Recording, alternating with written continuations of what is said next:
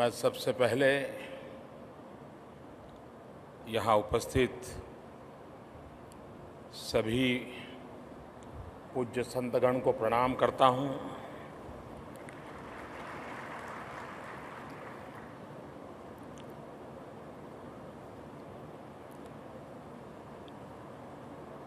आज के इस पवित्र अवसर पर विशेष रूप से श्रीलंका से पधारे हुए श्रीलंका के महामहिम राष्ट्रपति श्रीमान मैत्रीपाल सिरिसेना जी, लोकसभा की अध्यक्षा आदरणीय सुमित्रा ताई जी,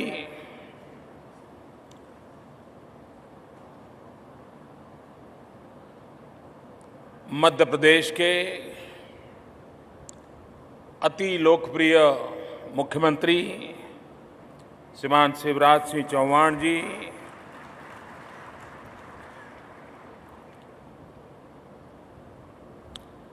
इस समारोह की एक विशेषता है कि यहाँ श्रीलंका के राष्ट्रपति जी भी विराजमान हैं और साथ साथ श्रीलंका के विपक्ष के नेता श्रीमान आर संपथन जी भी हमारे बीच में मौजूद है।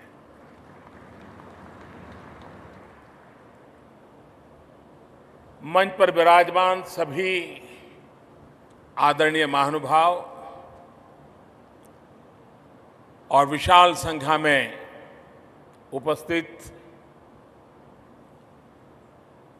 इस सिंहस्थ के मौके पर आए हुए और समाज के लिए चिंतन करने के लिए समय निकालने वाले सभी जागरूक नागरिक भाई और बहनों,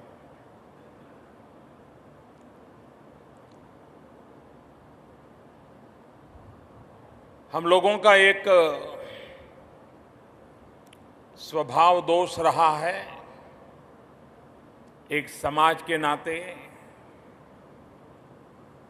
कि हम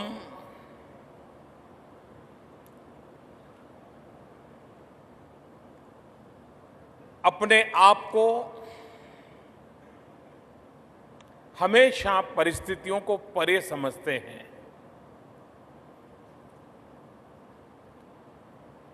हम उस सिद्धांतों में पले बड़े हैं कि जहां शरीर तो आता और जाता है, आत्मा के अमरत्व के साथ जुड़े हुए हम लोग हैं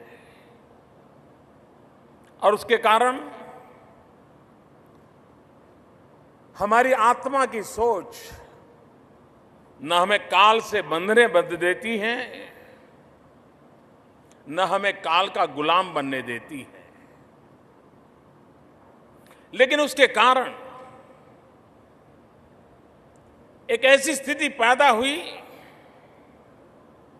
कि हमारी इस महान परंपरा, ये हजारों साल पुरानी संस्कृति,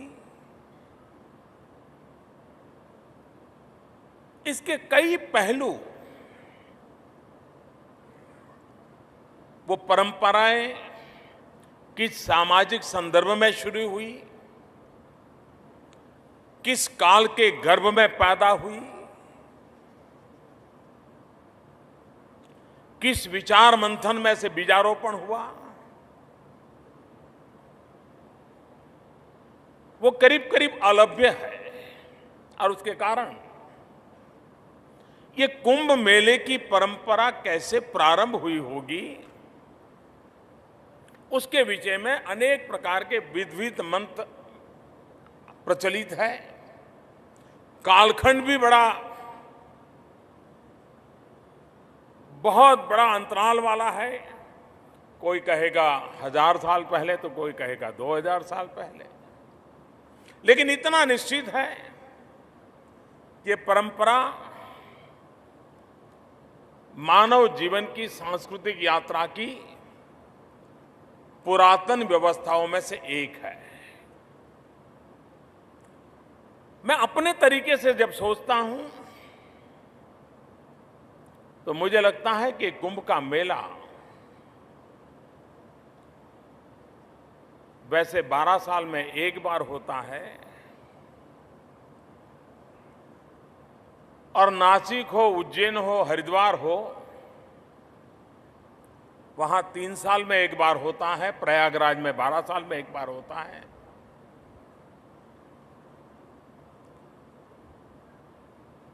उस कालखंड को हम देखें तो मुझे लगता है कि एक प्रकार से ये विशाल भारत को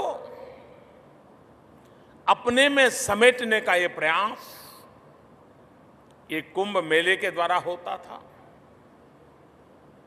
मैं तर्क से और अनुमान से कह सकता हूं कि समाजवेत्ता, संत, महंत, ऋषि, मुनि जो हर पल समाज के सुख दुख की चर्चा और चिंता करते थे, समाज के भाग्य और भविष्य के लिए नई नई विधाओं का अन्वेषण करते, इनोवेशन करते थे, इन्हें वे हमारे ऋषि जहां भी थे वे बाह्य जगत का भी रिसर्च करते थे और अंतर यात्रा को भी खोजने का प्रयास करते थे। तो यह प्रक्रिया निरंतर चलती रही, सदियों तक चलती रही, हर पीढ़ी दर पीढ़ी चलती रही। लेकिन संस्कार संक्रमण का काम, विचारों का संकलन का काम, कालानुरूप विचारों को तराजू पर तोलने की परंपरा, ये सारी बातें इस कुंभ की परंपरा में समित थी, समाहित थी। एक बार प्रयागराज के कुंभ मेले में बैठते थे, एक फाइनल डिसीजन लिया जाता था सबके द्वारा मिलकर के कि पिछले 12 साल में समाज यहां यहां गया, यहां यहां पहुंचा। अब अगले 12 साल के लिए समाज के लिए दिशा क्या होगी, समाज की कार्यशैली क्या होगी, किन चीजों की प्राथमिकता होगी। और जब कुंभ से जाते थे तो लोग उस एजेंडा को लेकर के अपने अपने स्थान पर पहुंचते थे। और हर 3 साल के बाद जबकि कभी नासिक में, कभी उज्जैन में, कभी हरिद्वार में कुंभ का मेला लगता था तो उसका मिड टर्म अप्राइजल होता था कि भाई प्रयागराज में जो हम निर्णय करके गए थे 3 साल में क्या अनुभव आया।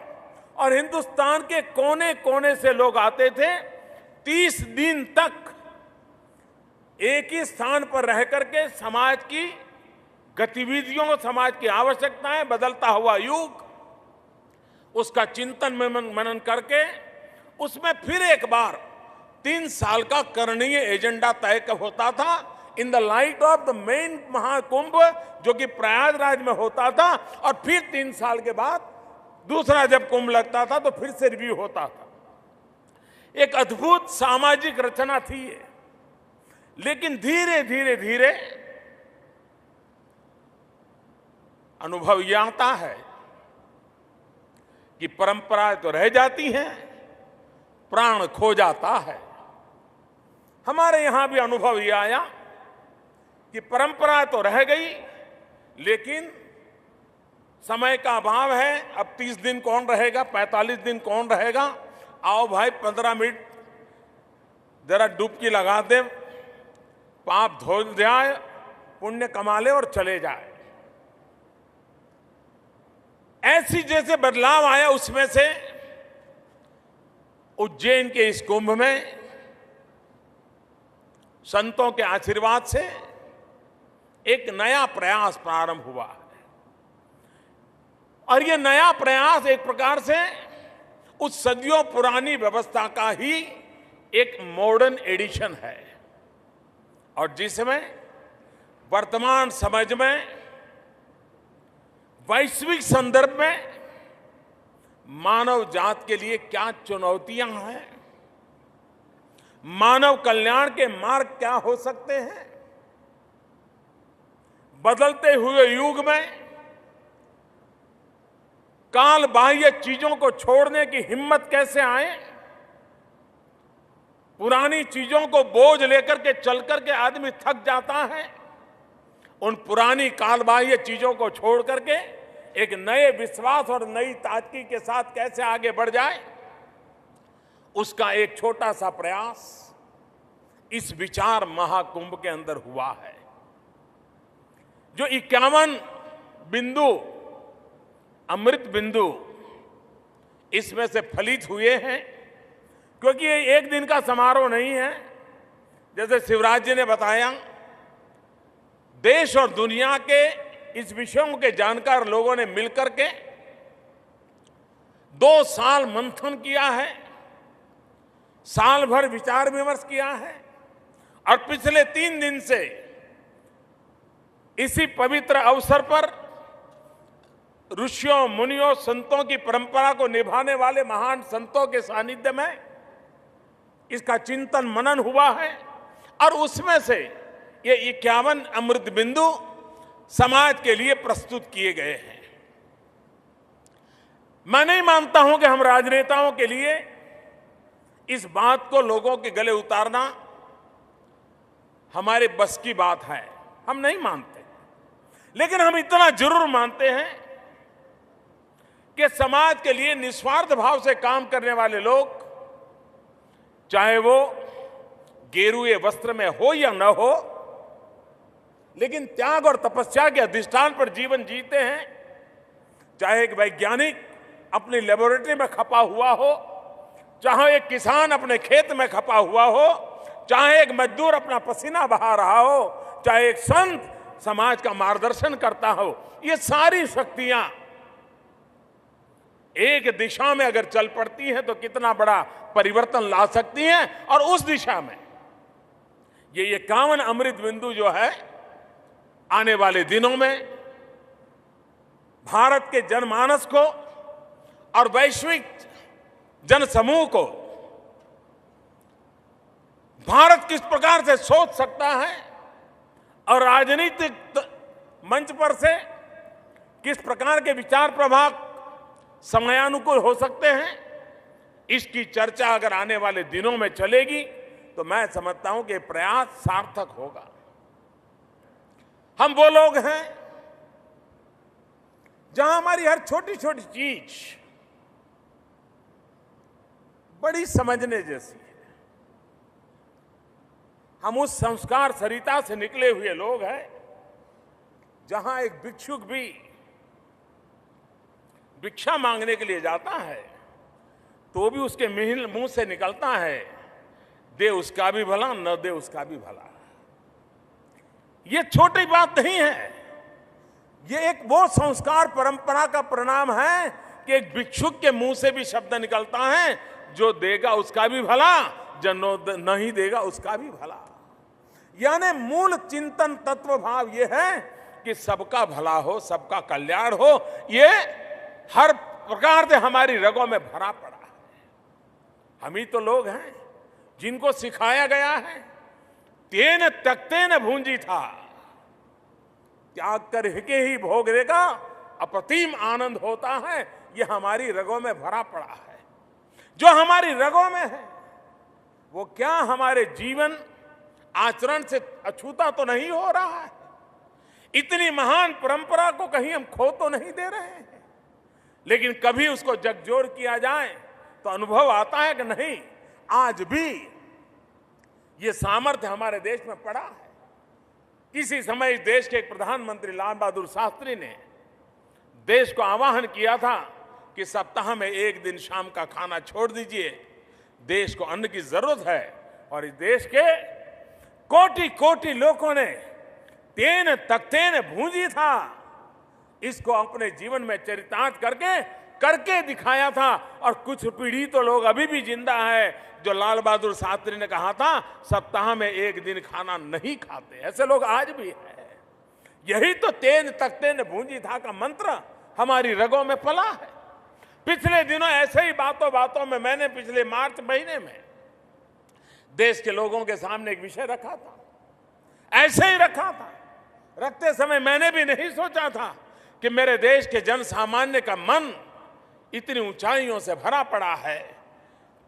कभी कभी लगता है हम उन ऊंचाइयों को पहुंचने में कम पड़ जाते हैं। मैंने इतना ही कहा था, अगर आप संपन्न हैं, आप समर्थ हैं, तो आप रसोई गैस की सब्सिडी क्या जरूरत है, छोड़ दीजिए ना। 1000-1500 रुपया में क्या रखा है, इतना ही मैंने कहा था। और आज मैं मेरे देश के 1 करोड़ से ज्यादा परिवारों के सामने सर झुका के कहना चाहता हूं और दुनिया के सामने कहना चाहता हूं, 1 करोड़ से ज्यादा परिवारों ने अपनी गैस सब्सिडी छोड़ दी। तेन तख्ते न भूंजी था। और उसका परिणाम क्या है? परिणाम शासन व्यवस्था पर भी सीधा होता है। हमारे मन में विचार आया कि अगर 1 करोड़ परिवार गैस सिलेंडर की सब्सिडी छोड़ रहे हैं तो इसका हक सरकार की तिजोरी में भरने के लिए नहीं बनता है। ये फिर से गरीब के घर में जाना चाहिए। जो मां लकड़ी का चूल्हा जला करके एक दिन में 400 सिगरेट जितना धुआं अपने शरीर में ले जाती है, उस मां को लकड़ी के चूल्हे से मुक्त करा करके रसोई गैस देना चाहिए। और उसी में से संकल्प निकला कि 3 साल में 5 करोड़ परिवारों को गैस सिलेंडर दे करके उनको इस धुएं वाले चूल्हे से मुक्ति दिला देंगे। यहां पर्यावरण के एक चर्चा में एक पर्यावरण का मुद्दा है। मैं समझता हूं 5 करोड़ परिवारों में लकड़ी का चूल्हा न जलना ये जंगलों को भी बचाएगा, ये कार्बन को भी कम करेगा और हमारी माताओं के, गरीब माताओं के स्वास्थ्य में भी परिवर्तन लाएगा। यहां पर नारी के एम्पावरमेंट की बात हुई, नारी की डिग्निटी की बात हुई है। ये गैस का चूल्हा उसकी डिग्निटी को कायम करता है, उसके स्वास्थ्य की चिंता करता है। और इसलिए मैं कहता हूं कि अगर तेन तख्ते ने भूंजी था, इस मंत्र में हम भरोसा करें, सामान्य मानवी को उसका विश्वास दिला दें, तो हम किस प्रकार का परिवर्तन प्राप्त कर सकते हैं ये अनुभव कर रहे हैं। हमारा देश, मैं नहीं मानता हूं हमारे शास्त्रों में ऐसी कोई चीज है जिसके कारण हम भटक जाएं। ये हम लोग हैं कि हमारी मतलब की चीजें उठाते रहते हैं और पूर्ण रूप से चीजों को देखने का स्वभाव छोड़ दिया। हमारे यहां कहा गया है, नर करनी करे तो नारायण हो जाए। और ये हमारे ऋषियों ने, मुनियों ने कहा है। क्या कभी उन्होंने ये कहा है कि नर भक्ति करे तो नारायण हो जाए? नहीं कहा है। क्या कभी उन्होंने कहा है कि नर कथा करे तो नारायण हो जाए? नहीं कहा।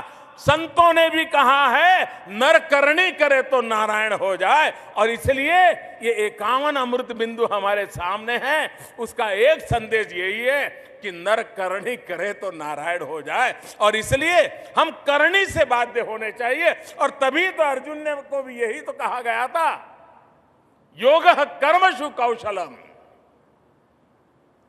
यही हमारा योग है जिसमें कर्म की महानता को स्वीकार किया गया है। और इसलिए इस पवित्र कार्य के अवसर पर हम उस विचार प्रवाह को फिर से एक बार पुनर्जीवित कर सकते हैं। क्या? तमसो मा ज्योतिर्गमय।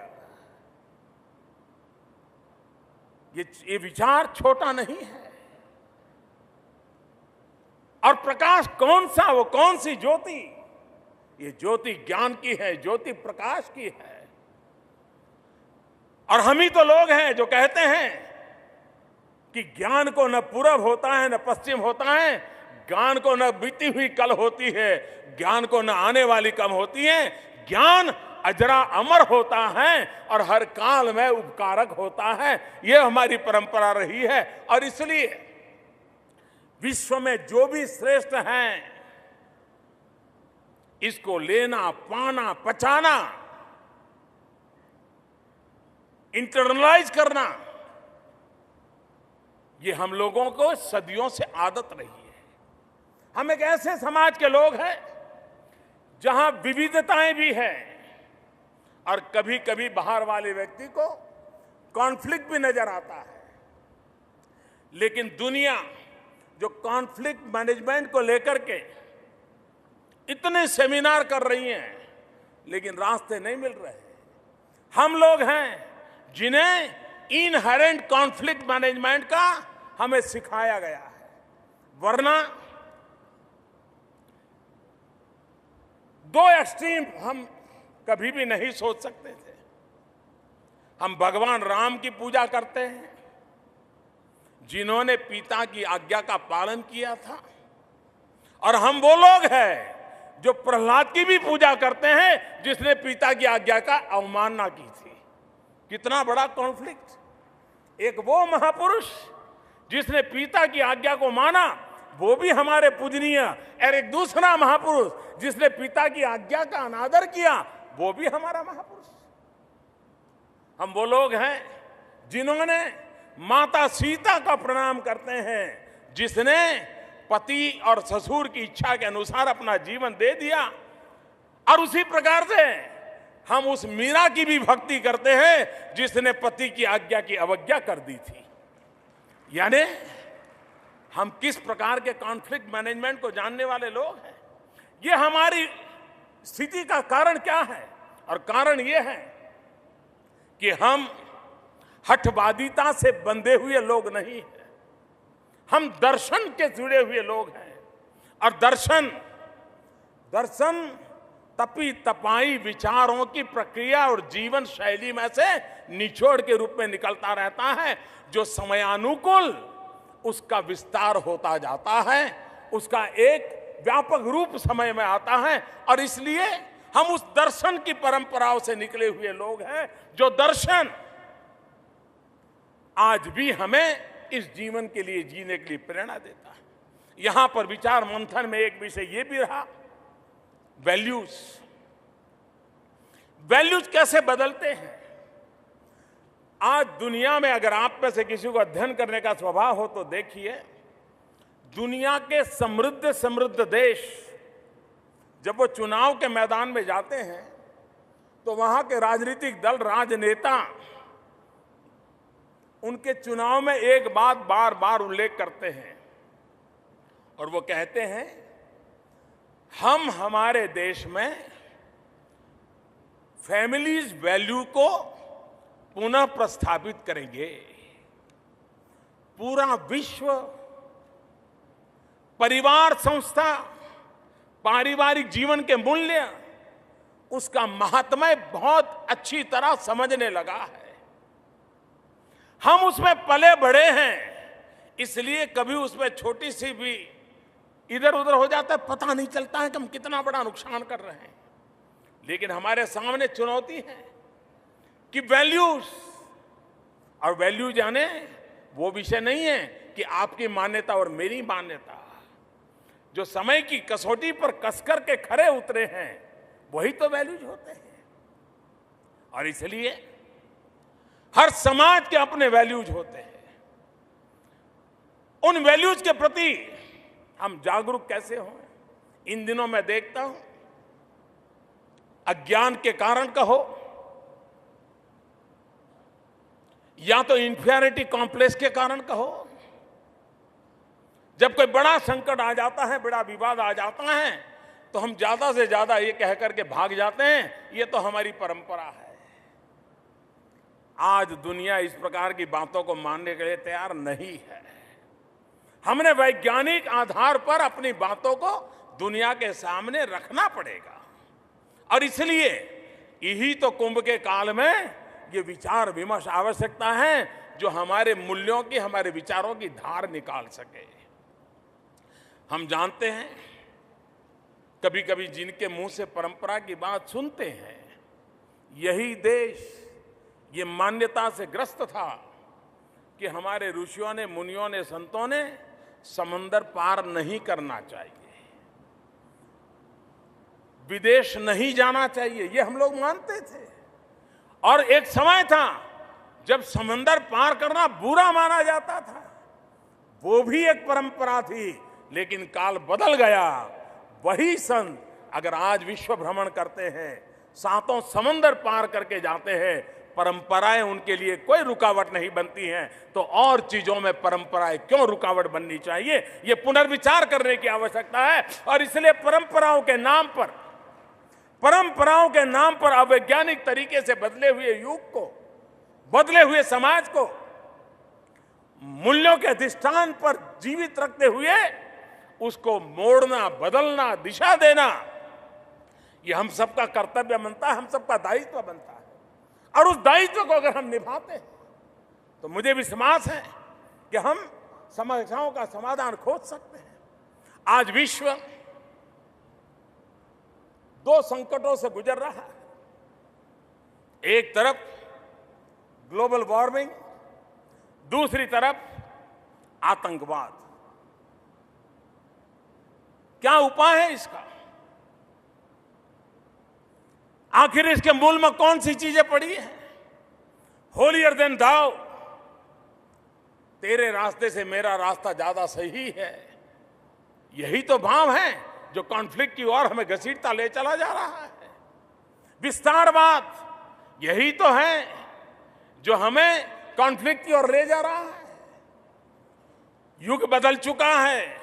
विस्तारवाद समस्याओं का समाधान नहीं है। हम हॉरिजॉन्टल कितने ही जाएं, समस्याओं का समाधान नहीं है। हमें वर्टिकल जाने की आवश्यकता है, अपने भीतर को ऊपर उठाने की आवश्यकता है, व्यवस्थाओं को आधुनिक करने की आवश्यकता है, नई ऊंचाइयों को पार करने के लिए उन मूल्यों को स्वीकार करने की आवश्यकता होती है। और इसलिए समय रहते हुए मूलभूत चिंतन के प्रकाश में, समय के संदर्भ में आवश्यकताओं की उपज के रूप में नई विधाओं को जन्म देना होगा। वेद सब कुछ है, लेकिन उसके बाद भी हम ही लोग हैं जिन्होंने वेद के प्रकाश में उपनिषदों का निर्माण किया। उपनिषद में बहुत कुछ है, लेकिन समय रहते हमने भी वेद के प्रकाश में उपनिषद के प्रकाश में स्मृति और श्रुतियों को जन्म दिया। और उसी और स्मृति और श्रुतियां जो उस कालखंड को दिशा देती है, उसके आधार पर हम चले। आज हम में से किसी को वेद के नाम भी मालूम नहीं होंगे, लेकिन वेद के प्रकाश में उपनिषद के प्रकाश में श्रुति और स्मृति वो आज भी हमें दिशा देती हैं। समय की मांग है कि अगर 21वीं सदी में मानव जात का कल्याण करना है तो चाहे वेद के प्रकाश में उपनिषद रही हो, उपनिषद के प्रकाश में स्मृति और श्रुति रही हो, तो उस स्मृति और श्रुति के प्रकाश में 21वीं सदी के मानव के कल्याण के लिए किन चीजों की जरूरत है, ये 51 अमृत बिंदु शायद पूर्णतः न हो, कुछ कमियां उसमें भी हो सकती है। क्या हम हर कुंभ के मेले में ऐसे अमृत बिंदु निकाल करके आ सकते हैं? मुझे विश्वास है कि हमारा इतना बड़ा समागम, कभी कभी मुझे लगता है दुनिया हमें कहती है कि हम बहुत ही अनऑर्गेनाइज लोग हैं, बड़े ही विचित्र प्रकार का जीवन जीने वाले बाहर वालों के नजर में हम देखते हैं, लेकिन हमें अपनी बात दुनिया के सामने सही तरीके से रखने की आती नहीं है। और जिनको रखने की जिम्मेवारी है और जिन्होंने इस प्रकार के काम को अपना प्रोफेशन स्वीकार किया है, वे भी समाज का जैसा स्वभाव बना है शॉर्टकट पर चले जाते हैं। हमने देखा है कुंभ मेला यानी एक ही पहचान बना दी गई है, नागा साधु। उनकी फोटो निकालना, उनका प्रचार करना, उनको दर्शन के लिए जाना, इसी के आसपास उसको सीमित कर दिया गया है। क्या दुनिया को हम गर्व के साथ कह सकते हैं कि हमारे देश के लोगों की कितनी बड़ी ऑर्गेनाइजिंग कैपेसिटी है? क्या ये कुंभ मेले का कोई सर्कुलर निकला था क्या?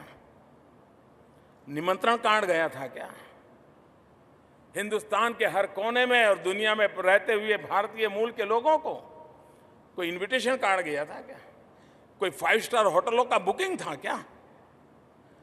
एक शिप्रा मां के नदी किनारे पर उसकी गोद में हर दिन यूरोप के कोई छोटे से देश की जनसंख्या जितने लोग इकट्ठे आते हो, 30 दिन तक आते हो। जब प्रयागराज में कुंभ का मेला हो, तब गंगा मैया के किनारे पर यूरोप का एक आध देश डेली इकट्ठा होता हो, रोज नए लोग आते हो जाते हो और कोई भी संकट ना आता हो, ये मैनेजमेंट की दुनिया का एक सबसे बड़ी घटना है।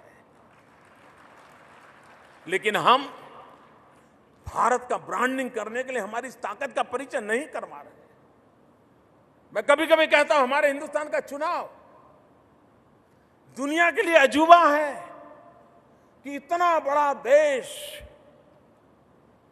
दुनिया के कई देशों से ज्यादा वोटर, और हमारा इलेक्शन कमीशन आधुनिक टेक्नोलॉजी का उपयोग करते हुए सुचारू रूप से पूरा चुनाव प्रबंधन करता है।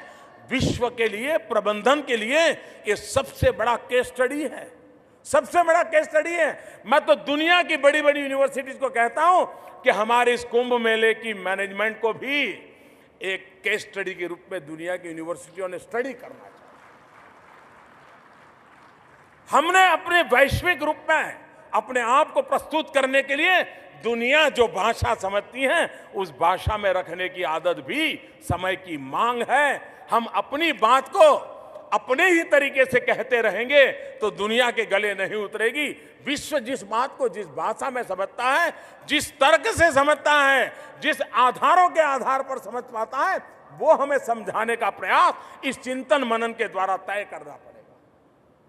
ये जब हम करते हैं तो मुझे विश्वास है कि इस महान देश की सदियों पुरानी ये विरासत वो सामाजिक चेतना का कारण बन सकती है, युवा पीढ़ी के आकर्षण का कारण बन सकती है। और मैं जो 51 बिंदु है उसके बाहर एक बात मैं सभी अखाड़े के अधिष्ठाताओं को, सभी परंपराओं के संत महात्माओं को मैं आज एक निवेदन करना चाहता हूं, प्रार्थना करना चाहता हूं। क्या यहां से जाने के बाद हम सभी अपनी परंपराओं के अंदर एक सप्ताह का विचार कुंभ हर वर्ष अपने भक्तों के बीच में कर सकते हैं क्या? मोक्ष की बातें करें, जरूर करें, लेकिन एक सप्ताह ऐसा हो कि जहां धरती की सच्चाइयों के साथ पेड़ क्यों उगाना चाहिए, नदी को स्वच्छ क्यों रखना चाहिए, बेटी को क्यों पढ़ाना चाहिए, नारी का गौरव क्यों करना चाहिए, वैज्ञानिक तरीके से और देश भर के विद्वत जनों को बुला करके, जिनकी धर्म में आस्था न हो, जो परमात्मा में विश्वास न करता हो, उसको भी बुला करके जरा बताओ तो भाई।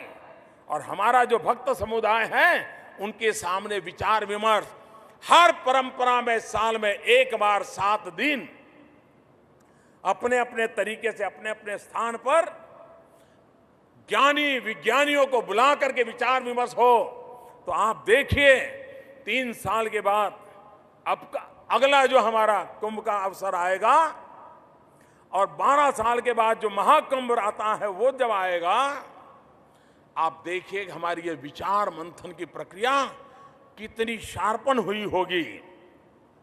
दुनिया हमारे विचारों को उठाने के लिए तैयार होगी। जब अभी पेरिस में पूरा विश्व क्लाइमेट को लेकर के चिंतित था, भारत ने एक अहम भूमिका निभाई और भारत ने उन मूल्यों को प्रस्तावित करने का प्रयास किया। एक पुस्तक भी प्रसिद्ध हुई कि प्रकृति के प्रति प्रेम का धार्मिक जीवन में क्या क्या महत्व रहा है, और पेरिस के दुनिया के सामने लाइफस्टाइल को बदलने पर बल दिया। ये पहली बार हुआ है। हम वो लोग हैं जो पौधे में भी परमात्मा देखते हैं, हम वो लोग हैं जो जल में भी जीवन देखते हैं, हम वो लोग हैं जो चांद और सूरज में भी अपने परिवार का भाव देखते हैं। हम वो लोग हैं जिनको आज शायद अंतर्राष्ट्रीय अर्थ दिवस मनाया जाता होगा, पृथ्वी दिवस मनाया जाता होगा, लेकिन हम तो वो लोग हैं जहां बालक सुबह उठ करके जमीन पर पैर रखता था तो मां कहती थी कि बेटा बिस्तर पर से जमीन पर जब पैर रखते हो तो पहले ये धरती मां को प्रणाम करो, उसकी माफी मांगो, कहीं तेरे से इस धरती मां को पीड़ा न हो जाए। आज हम धरती दिवस मनाते हैं, हम तो सदियों से इस परंपरा को निभाते आए हैं। हम ही तो लोग हैं जहां मां बालक को बचपन में कहती है कि देखो ये पूरा ब्रह्मांड तुम्हारा परिवार है, ये चांदा जो है ना, ये चांदा तेरा मामा है, ये सूरज तेरा दादा है। ये प्रकृति को अपना बनाना, ये हमारी विशेषता रही है।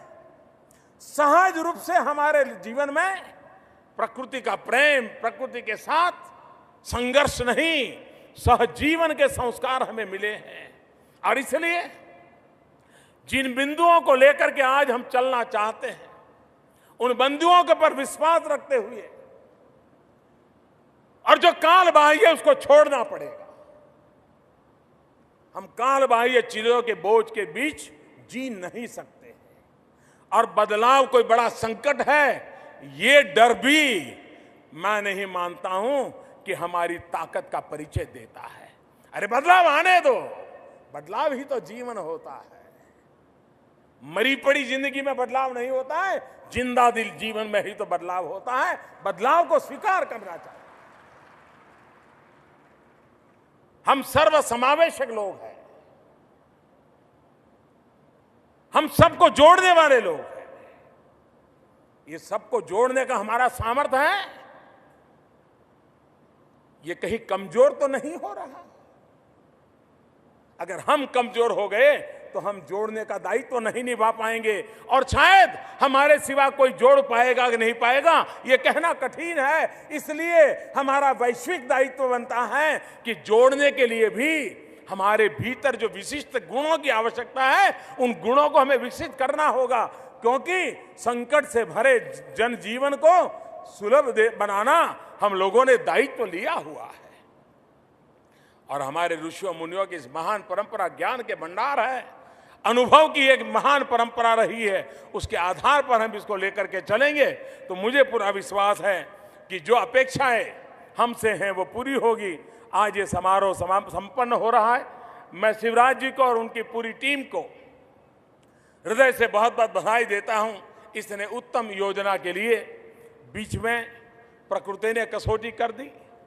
अचानक आंधी आई, तूफान सा बारिश आई, कई भक्तजनों को जीवन अपना खोना पड़ा, लेकिन कुछ ही घंटों में व्यवस्थाओं को फिर से ठीक कर दी।